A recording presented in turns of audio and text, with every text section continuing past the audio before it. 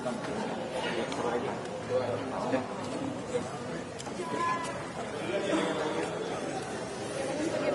baik, terima kasih rekan-rekan semua. Kalau kemarin dihadirkan saksi ahli yang betul-betul memberikan terang bahwa suatu persoalan yang sudah inkrah terhadap perkara nomor 18/28, maka segala sesuatu yang mengikat di dalam keputusan tersebut itu menjadi fakta-fakta yang juga harus menjadi pertimbangan dan tidak bisa dirubah dan sebagai suatu kebenaran. Hari ini ada saksi yang menguntungkan dari teman saya di Unhan, Bapak Dr. Cecep Hidayat, yang kemudian dalam berbagai keterangan tersebut juga menunjukkan bagaimana pelembagaan partai itu sebagai suatu jalan juga untuk membangun bangsa ini. Di situ juga ditegaskan komitmen saya terhadap nilai-nilai hukum.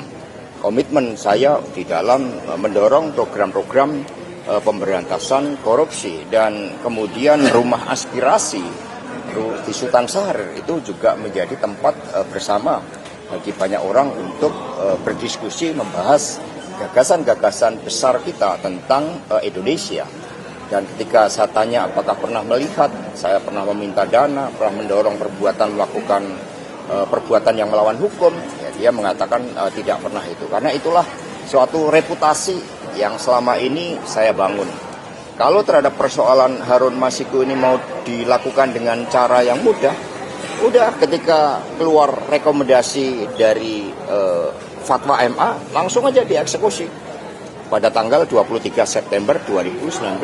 Tetapi mengapa kemudian baru permohonan pada tanggal 6 Desember? Karena memang tugas sebagai sekjen itu bukan hanya untuk mengurus satu persoalan, tetapi mencakup ruang lingkupnya itu nasional dan internasional. Sehingga paling tidak reputasi itulah yang selama ini saya bangun dan juga saya pertaruhkan dengan seluruh integritas yang saya miliki. Terima kasih. Mas, soal 2 kali ditawari jadi menteri dan itu posisinya strategis tapi menolak. Ya, artinya kalau kita melihat bagaimana partai menjalankan fungsi kaderisasi kepemimpinan, bayangkan setiap 5 tahun kami menghasilkan 19.000 calon anggota legislatif. Kami menghasilkan 2 kali calon kepala daerah di 514 daerah. Kami menghasilkan pemimpin-pemimpin di seluruh tingkatan sampai ke akar rumput. Sekiranya proses menyiapkan pemimpin dapat dilakukan dengan baik secara terlembaga, secara sistemik, termasuk melalui psikotes, maka ini akan menghasilkan suatu kontribusi bagi bangsa di dalam melahirkan pemimpin yang baik. Kami bekerja sama dengan ahli psikologi, HIMSI, dan kemudian saya pernah bertanya, apakah mungkin seseorang yang punya kecenderungan untuk menyalahgunakan hukum, untuk melakukan korupsi, itu bisa dilakukan pendekatan dengan psikotes? Ternyata belum memungkinkan. Satu pendekatan yang memungkinkan adalah untuk mengukur integritasnya.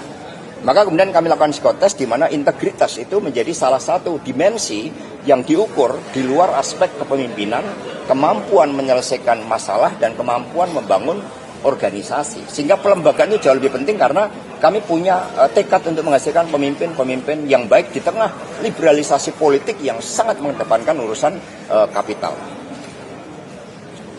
Cukup? Cukup ya? Cukup ya? Ya, nanti ya siang.